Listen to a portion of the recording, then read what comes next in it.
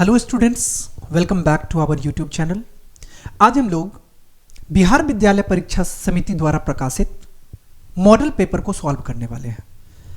पहले हम लोग ऑब्जेक्टिव क्वेश्चन सॉल्व करेंगे, इसके बाद बारी बारी से सब्जेक्टिव क्वेश्चन को सॉल्व करेंगे। पहला क्वेश्चन में आपसे पूछा गया कि निम्नलिखित में से कौन अपरिमेय संख्या है। अब आपको यह पता है वैसी संख्या जिसको p बट्टा q के रूप में लिखा जा सकता है और हर इट मींस q 0 के बराबर ना हो, वैसी संख्या को हम लोग परिमेय संख्या कहते हैं। और वैसी संख्या जिसको p बट्टा q के रूप में नहीं लिख सकते वो अपरिमेय संख्या होता है। तो पहले क्वेश्चन में क्या कहा गया, रूट अंडर 49। अब एक बात बताओ, रूट अंडर 49 कहने का मतलब क्या हुआ, रूट से बाहर 7 आएगा और इसको आप 7 बट्टा 1 लिख सकते हो, मतलब ये एक परिमेय संख्या हो गया। दूसरा है रूट अंडर 36, तो 6 6 36, इसको आप 6 बट्टा 1 लिख सकते हो, ये भी एक परिमेय संख्या हो गया। अब रूट अंडर 27 है, अब इसको बाहर आप नहीं कर सकते रूट से, इसको आप ऐसे ही रूट 27 ही रहेगा।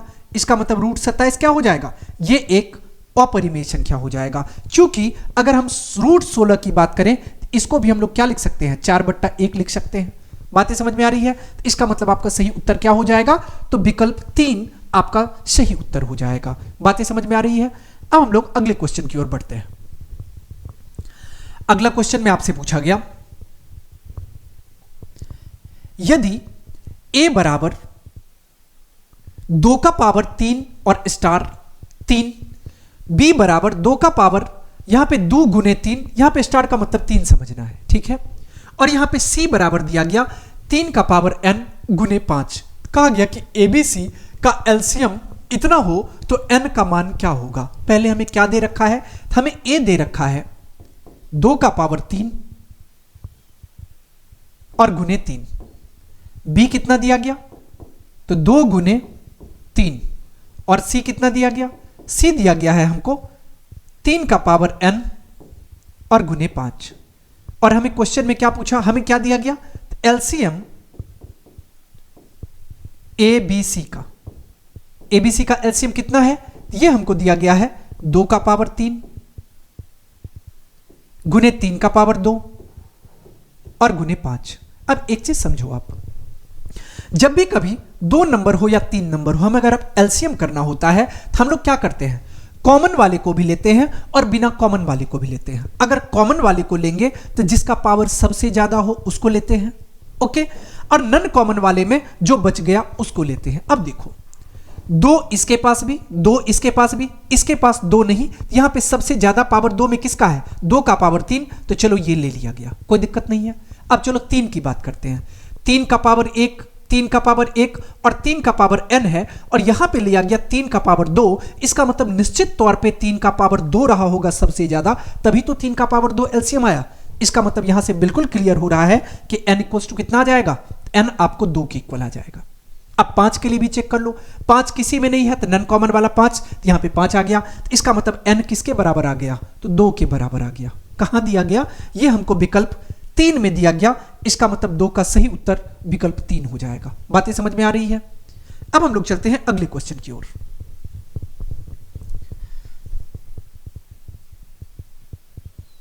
अगला क्वेश्चन में आपसे पूछा गया कि 2 पासे एक साथ फेंके गए, इन पासों के ऊपर आने वाले संख्याओं का योग 10 होने की प्रायिकता है। अब एक बात बताओ कि जब 2 पासा को फेंका जाएगा तो क्या सब आएगा। अगर हम 2 पासे की बात करेंगे तो यह आ जाएगा 1 1, 1 2, 1 3,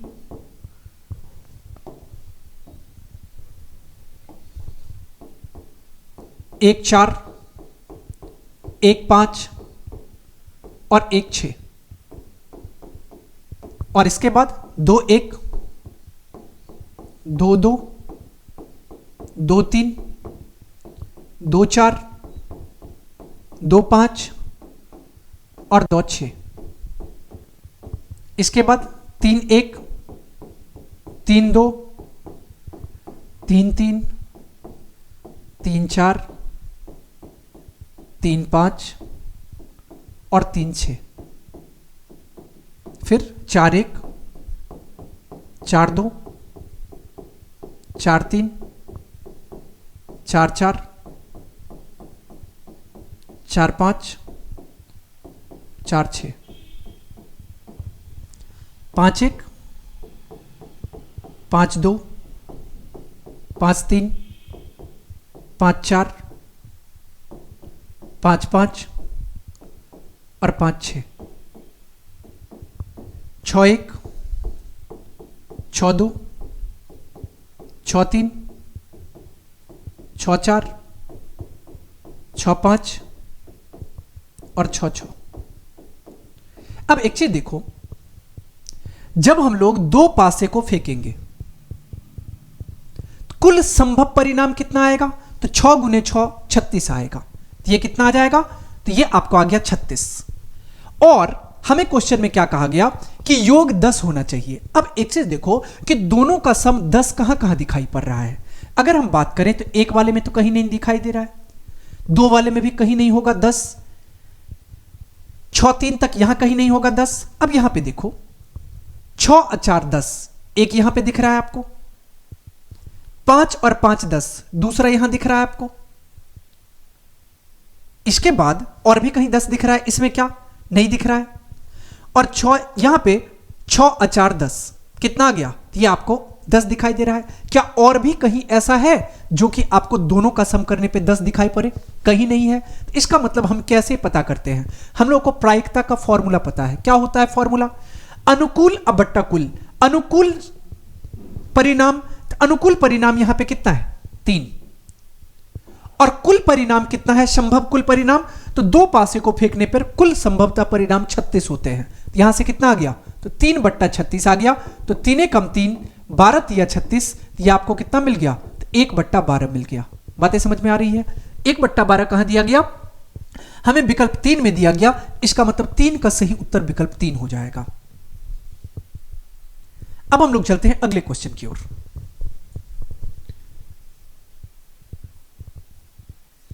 अगला क्वेश्चन में आपसे पूछा गया कि एक मीनार 50 मीटर दूर स्थित बिंदु से मीनार मतलब कहा गया कि एक मीनार से 50 मीटर दूर स्थित बिंदु पर मीनार दूर स्थित का उन्नयन कोण 60 डिग्री है।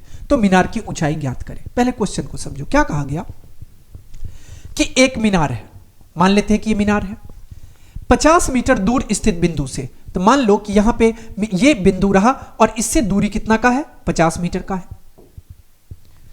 उन्नयन कोण 60 डिग्री का है। आपको पता है कि ये कोण यहां पे कितना का हो गया? तो 60 डिग्री का हो जाएगा।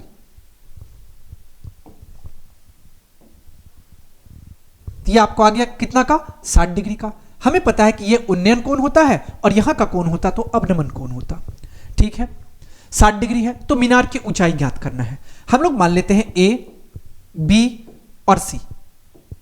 और ये जो मीनार का ये 90 डिग्री का कोण बना रहा होगा धरती के साथ। इसका मतलब हमें क्या करना है? हमें ए बी पता करना है। अब एक बात बताओ, यहां पे लंब और आधार के बीच संबंध है। हमें क्या लेना होगा? tan लेना होगा। इसका मतलब हम लोग लिख सकते हैं tan 60 डिग्री। और इसका फॉर्मूला क्या होता है? P by B. P by B कहें तो लंब बट्टा आधार। तो लंब के जगह पे क्या है? AB है। और आधार के जगह पे क्या है? BC है। और हमें यह पता है कि tan 60 डिग्री का वैल्यू कितना होता है? √3 होता है। और AB मतलब AB तो आपको नहीं पता। BC हमें पता है ये 50 का है। अब क्रॉस मल्टीप्लाई कर लो। 50 को √3 से गुना करेंगे तो यह आ जाएगा 50 √3 और ये बराबर हो जाएगा किसके? AB के। अब देखो कि AB हमें कितना मिल गया? तो AB हमको मिल गया 50 √3 मीटर। हमें ये AB क्या है? AB मीनार की ऊंचाई है। हमें क्वेश्चन में क्या पूछा गया था कि मीनार की ऊंचाई ज्ञात करनी है। तो ऊंचाई कितना आ गया? ये हमको 50 √3 मीटर आ गया। कहां पे है? ये हमें दिया गया विकल्प 1 में। इसका मतलब 4 का सही उत्तर विकल्प 1 हो जाएगा। अब हम लोग चलते हैं अगले क्वेश्चन की ओर।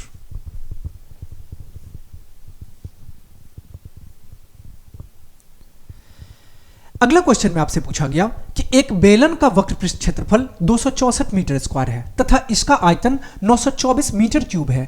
इसकी व्यास और ऊंचाई का अनुपात क्या होगा? सबसे पहले ये देखो, आपको इसके लिए इसका फॉर्मूला पता होना चाहिए। पहले हमें दे रखा है बेलन का वक्र पृष्ठ क्षेत्रफल।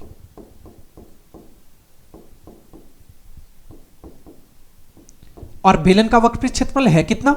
ये हमको दिया गया 264। और हमें यह पता है कि कि बेलन के वक्र पृष्ठ का क्षेत्रफल का फॉर्मूला क्या होता है, 2 पाई आर एच होता है, और ये बराबर कितना दिया गया है, तो 264 के।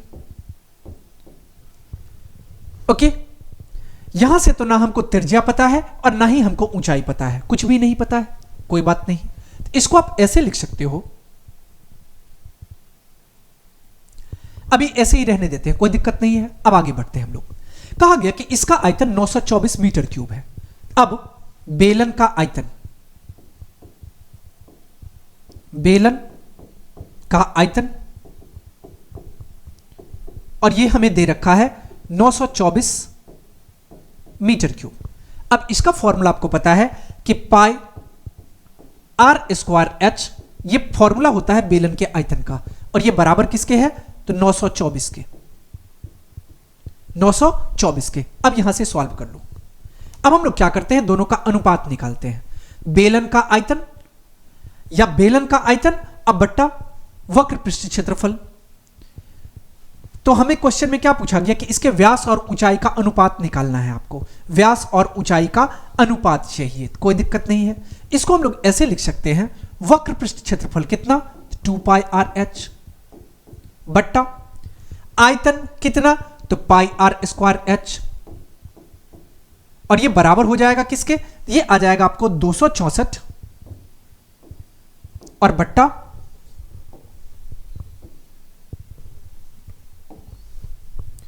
264 और बट्टा 924।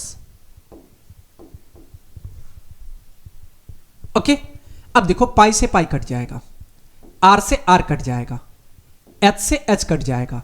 यहां से आपको क्या मिल गया, आपको मिल गया 2 बट्टा आर बराबर 264 और बट्टा 924। यहां तक कोई दिक्कत नहीं है। अब इसको अगर हम सॉल्व करेंगे तो कितना आ जाएगा, इसको आपको आ जाएगा आर गुने 264, और ये बराबर हो जाएगा किसके, तो 2 गुने 924 के। या आप इसको ऐसे लिख सकते हो, आर बराबर 2 गुने 924 और बट्टा 264। इसको अगर भाग करेंगे तो 132 आ जाएगा। इसको 13.2 मत समझना, ये ऐसे ही पॉइंट आ जाता है। ये कितना आ गया, 132 आ गया।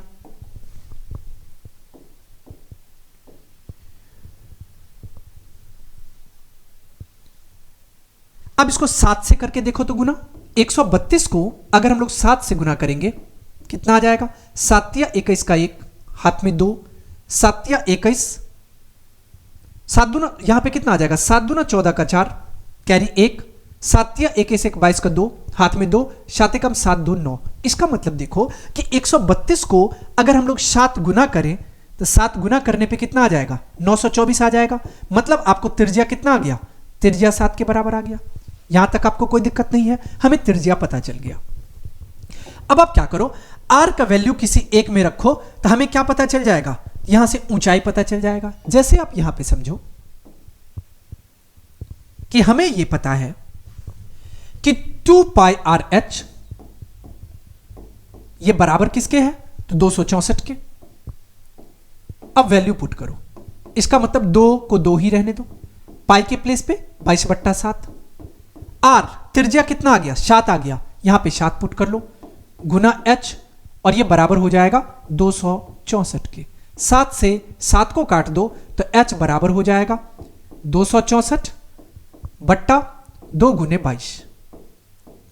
2 से करेंगे कितना आ जाएगा, 132, और 22 छके 132 होता है। यहां से आपको एच कितना मिल गया, एच आपको मिल गया 6। बातें समझ में आ रही है। हमें क्वेश्चन में हमें त्रिज्या भी मिल गया और हमें ऊंचाई भी मिल गया। तो क्वेश्चन में हमें क्या पूछा गया था, व्यास और ऊंचाई का अनुपात ज्ञात करो। इसका मतलब क्या पूछा गया, तो व्यास बट्टा ऊंचाई पूछा गया, व्यास और बट्टा ऊंचाई। अब एक बार बताओ, व्यास कब निकलता है, जब हम लोग त्रिज्या को दुगुना करते हैं तो व्यास निकलता है। इसका मतलब 2 गुने आर कर सकते हैं। और ऊंचाई, ऊंचाई की जगह पे आप एच लिख लो, इसका मतलब 2 गुने त्रिज्या आपने कितना निकाला 7, तो 7 लिख लो। ऊंचाई कितना है 6, तो 6 आ गया। 2 एकम 2, 2 3 6, यहां से कितना आ गया 7/3 कह लो, या आप इसी को क्या कह सकते हो, तो 7:3 कह सकते हो। 7:3 कहां दिखाई दे रहा है, यह हमें विकल्प 4 में दिखाई दे रहा है। इसका मतलब 5 का सही उत्तर विकल्प 4 हो जाएगा। बातें समझ में आ गई? अब हम लोग चलते हैं अगले क्वेश्चन की ओर।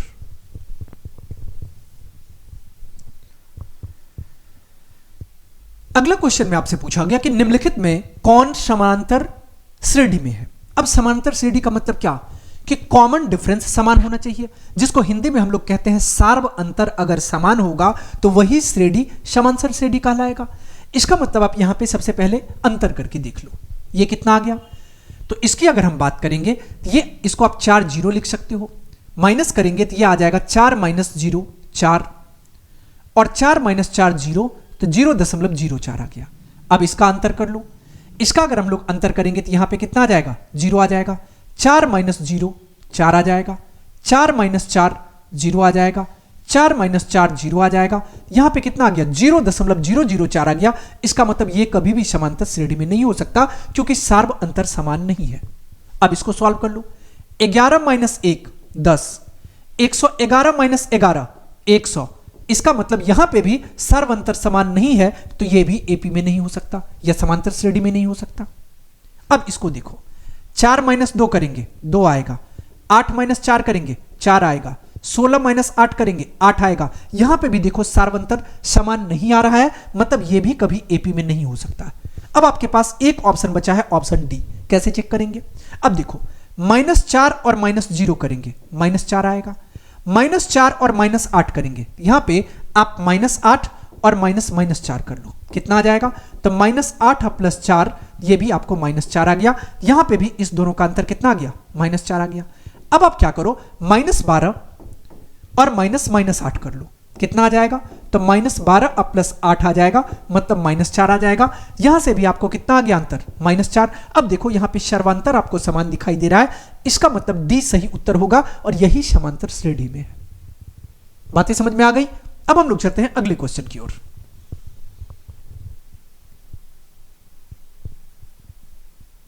अगला क्वेश्चन में आपसे पूछा गया कि समांतर श्रेणी √18, √50, √98 और √162 का सार्व अंतर क्या है, या सार्व अंतर पता करना है। क्या होता है सार्व अंतर? अगला पद माइनस पिछला पद वही सार्व अंतर कहलाता है। ओके, इसका मतलब दो पद का जो अंतर होगा, कॉमन डिफरेंस, वही सार्व अंतर होगा। अब एक बात बताओ कि अगर √18 को हम लिखने के लिए कहें अभाज्य गुणनखंड के टर्म में, क्या लिखोगे? इसको कहोगे कि सर ये 2 गुने 3 होगा, या इसको हम लोग लिख सकते हैं 3√2। अगर √50 को कहेंगे लिखने के लिए, अब बोलोगे सर ये 2 गुने 5 होगा। इसका मतलब कितना आ जाएगा? ये आपको 5√2 आ गया। अब एक चीज समझो कि √18 को हम लिख सकते हैं 3√2, √50 को हम लोग लिख सकते हैं 5√2। अब इस दोनों का अंतर पता कर लो। इसका मतलब 5√2 और -3√2 करने पे अंतर कितना आएगा? अंतर आ जाएगा 2√2। अंतर आ गया 2√2, और यही 2√2 क्या कहलाएगा? सार्व अंतर कहलाएगा, जिसको कॉमन डिफरेंस या डी कहा जाता है। इसका मतलब 2√2 आपका सही विकल्प हो जाएगा। इसमें सही उत्तर विकल्प 2 हो गया। अब हम लोग चलते हैं अगले क्वेश्चन की ओर।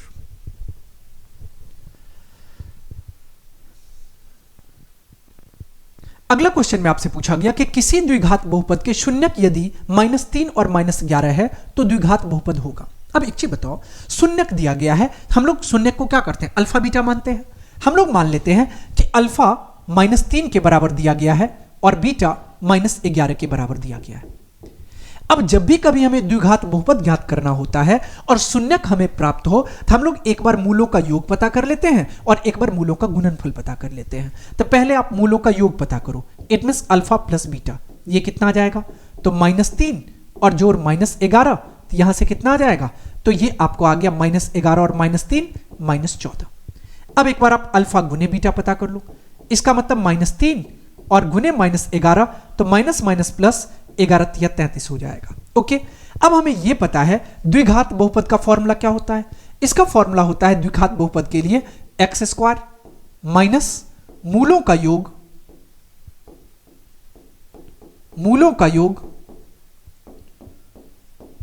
गुने x अब प्लस मूलों का गुणनफल,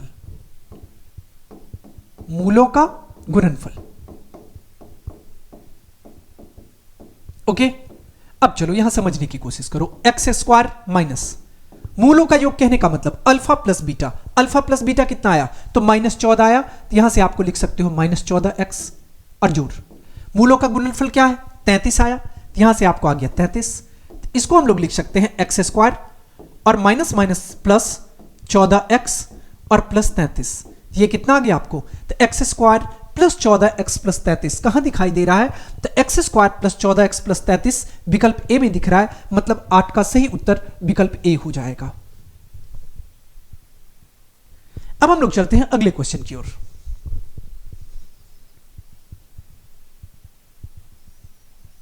अगला क्वेश्चन में आपसे पूछा गया बहुपद x गुने 3x स्क्वायर प्लस 7 और प्लस 4 का घात है। अब एक चीज समझो, क्या दिया गया? x गुने 3x स्क्वायर प्लस 7 और प्लस 4। अब इसको ऐसे भी तो लिख सकते हो, 3x स्क्वायर को x से गुना करेंगे 3x का पावर 3, 7 को x से गुना करेंगे 7x आ जाएगा, अब प्लस 7। हमें यह पता है कि जो सबसे ज्यादा पावर होता है वही घात होता है। यहां पे सबसे ज्यादा पावर कितना है? 3 है। तो इसका मतलब इसका घात क्या हो जाएगा? इस बहुपद का 3 हो जाएगा। 3 कहां दिख रहा है? विकल्प सी में। इसका मतलब 9 का सही उत्तर सी हो जाएगा। अब हम लोग चलते हैं अगले क्वेश्चन की ओर।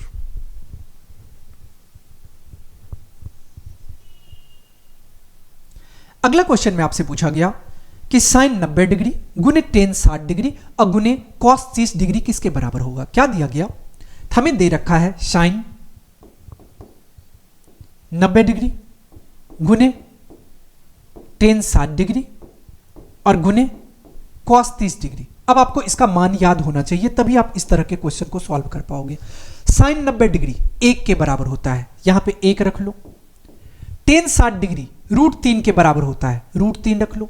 कॉस 30 डिग्री √3/2 के बराबर होता है, यहां पे √3/2 रख लो। अब देखो, √3 को √3 से गुना करेंगे 3 आएगा, 2 को 1 से गुना करेंगे 2 आएगा, मतलब आपको कितना मिल गया? 3/2 मिल गया। कहां पे है? 3/2 विकल्प 2 में है। इसका मतलब 10 का सही उत्तर विकल्प 2 हो जाएगा। बातें समझ में आ गई? अब अगले क्वेश्चन की ओर बढ़ते हैं। अगला क्वेश्चन में आपसे पूछा गया टेन थीटा बट्टे सेक थीटा -1 जो टेन थीटा बट्टे सेक थीटा +1 किसके बराबर होगा? यह तो आपको सॉल्व करना पड़ेगा, तभी हम लोग पता कर सकते हैं कि किसके बराबर होगा। दिया क्या है? हमें यह दे रखा है टेन थीटा बट्टा सेक थीटा -1 जोड़ टेन थीटा बट्टा सेक थीटा +1। चलो इसको सॉल्व कर लेते हैं।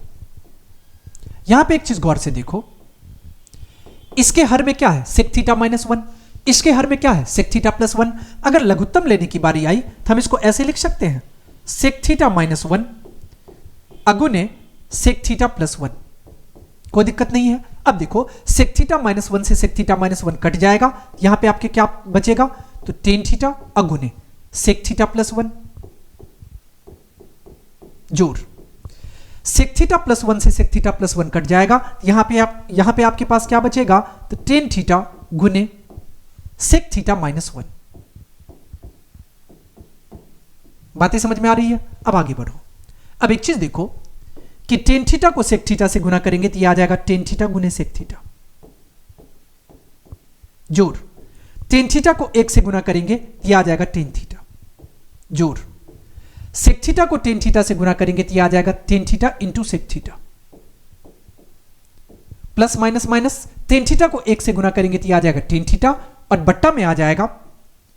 हमें यह पता है a plus B into A minus B. Formula क्या होता है? a square minus B square. यहां से आ जाएगा हमको सेक स्क्वायर थीटा और -1। अब यहां से समझने की कोशिश करो। अब देखो, प्लस का साइन थीटा और माइनस का साइन थीटा कट जाएगा। टेन थीटा सेक थीटा, यहां भी टेन थीटा सेक थीटा, मतलब कितना आ गया? 2 टेन थीटा गुने सेक थीटा और बट्टा। अब आपको यह फॉर्मूला पता होगा कि sec square theta -1 tan square theta के इक्वल होता है। यहां से कितना आ गया? Tan square theta. कैसे? क्योंकि हमें यह फॉर्मूला पता है कि सेक स्क्वायर थीटा और -10 स्क्वायर थीटा = 1 होता है। यहां से हमें क्या चाहिए, सेक स्क्वायर थीटा माइनस 1। अगर हम सेक स्क्वायर थीटा माइनस 1 करेंगे ये बराबर हो जाएगा किसके, टेन स्क्वायर थीटा के। आपको फॉर्मूला याद होना चाहिए तभी आप त्रिकोणमिति को सॉल्व कर पाओगे। यहां से कितना आ गया, अब देखो एक टेन थीटा से एक टेन थीटा कट गया, यहां से कितना आ गया आपको, ये आपको आ गया 2। साइन थीटा, सेक थीटा को हम लोग लिख सकते हैं 1 बट्टा कॉस थीटा, टेन थीटा को हम लोग लिख सकते हैं साइन थीटा बट्टा कॉस थीटा। ओके, अब एक ऊपर चला जाएगा, इसका मतलब 2 गुने कॉस थीटा अब बट्टा कॉस थीटा गुने साइन थीटा। कॉस से कॉस कट जाएगा, इसका मतलब ये आ जाएगा 1 बट्टा साइन थीटा मतलब कॉसेक थीटा। कितना आ गया, 2 कॉसेक थीटा आ गया। अब चेक करो कि 2 कॉसेक थीटा कहां दिया गया, तो 2 कॉसेक थीटा हमें विकल्प 3 में दिखाई दिया, इसका मतलब 11 का सही उत्तर विकल्प 3 हो जाएगा। ओके, अब हम लोग चलते हैं अगले क्वेश्चन की ओर।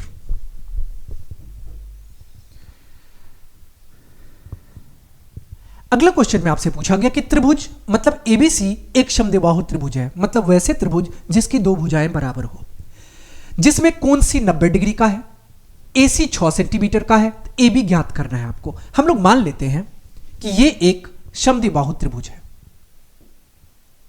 कोई दिक्कत नहीं। कहा गया कि कोण सी जो है वो 90 डिग्री का है, तो इसको हम ए मान लेते हैं, इसको बी मान लेते हैं और इसको सी मान लेते हैं। ये आ गया 90 डिग्री का, यहां तक कोई दिक्कत नहीं। एसी हमें 6 दिया गया, एसी कितना का है, 6 सेंटीमीटर का। अब आपको एक बात पता होगा कि अगर समद्विबाहु त्रिभुज होंगे तो 2 भुजाएं बराबर होंगे, इसका मतलब अगर एसी 6 का है तो बीसी भी कितना का आ जाएगा, 6 सेंटीमीटर का आ जाएगा। और आपको यह पता है कि ये 90 डिग्री एक कोण होने के कारण समकोण त्रिभुज भी है। अगर समकोण त्रिभुज एबीसी की बात करें, समकोण त्रिभुज एबीसी में हमें यह पता है पाइथागोरस प्रमेय का इस्तेमाल कर सकते हैं, मतलब कर्ण स्क्वायर बराबर लंब स्क्वायर प्लस आधार स्क्वायर। यहां से हम लोग कह सकते हैं कर्ण स्क्वायर, यहां से ए बी स्क्वायर, लंब स्क्वायर बीसी स्क्वायर, आधार स्क्वायर एसी स्क्वायर। कहां से आए, पाइथागोरस प्रमेय से। अब ए बी के जगह पे क्या है, कोई जानकारी नहीं, अब ए बी को ए बी ही रहने दो। बीसी के स्थान पे कितना मान है, 6 है तो 6 का स्क्वायर, और एसी के स्थान पे कितना है, 6 है तो 6 का स्क्वायर।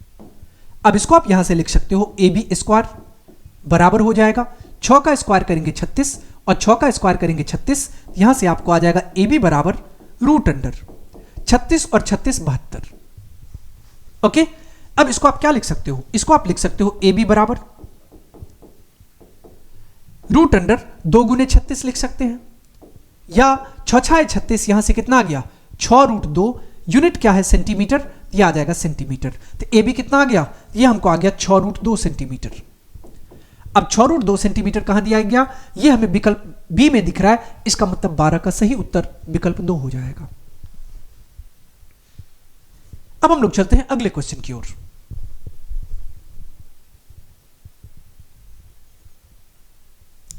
अगला क्वेश्चन में आपसे पूछा गया कि 8 सेंटीमीटर त्रिज्या के गोले को पिघलाकर एक 32 सेंटीमीटर ऊंचाई के शंकु के रूप में लाया जाता है।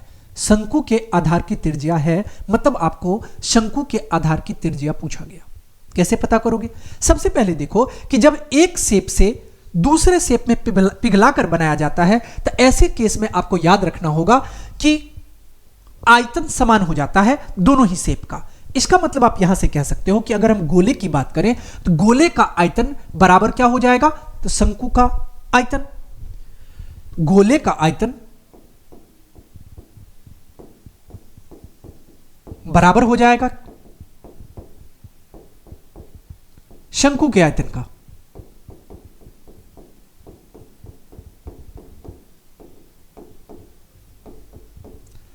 चलो गोले के आयतन की बात करें, ये कितना आ जाएगा 4/3 पाई आर क्यू। इसका फॉर्मूला क्या होता है।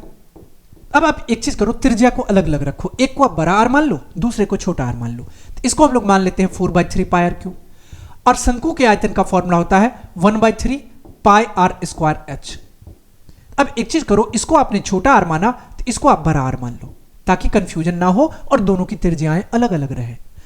अब एक चीज समझो, 3 से 3 कट जाएगा, पाई से पाई कट जाएगा, और हमें गोले का त्रिज्या दिया हुआ है कितना, तो 8 सेंटीमीटर। तो यहां पे आप 8 रख लो, तो 4 गुने 8 गुने 8 गुने 8, क्यों, क्योंकि 8 का क्यूब है, और ये बराबर किसके आ जाएगा, तो आर स्क्वायर एच के। तो आर स्क्वायर मतलब त्रिज्या तो नहीं पता शंकु का क्या है, लेकिन हां हमें ऊंचाई जरूर पता है शंकु का कि 32 सेंटीमीटर है। तब हम ऊंचाई की जगह पे 32 लिख लेते हैं। बातें समझ में आ रही है? इसका मतलब आप इसको ऐसे लिख सकते हो, 4 गुने 8 गुने 8 गुने 8, और बट्टा कितना आ जाएगा, 32, और ये बराबर हो जाएगा आर स्क्वायर के। 8 एकम 8, 8 चौका 32, 4 से 4 कट गया, तो मतलब आर कितना आ गया, आर आपको आ गया रूट अंडर 8 गुने 8, या आप कह सकते हो रूट से बाहर आएगा तो 8 आएगा। तो आर आपने किसको माना था, बड़ा आर आपने माना था शंकु के त्रिज्या को। हमें क्वेश्चन में पूछा गया कि शंकु के आधार की त्रिज्या क्या होगी, तो ये 8 सेंटीमीटर आ जाएगी। ये दिया गया हमें विकल्प 1 में, तो 13 का सही उत्तर विकल्प 1 हो जाएगा। ओके।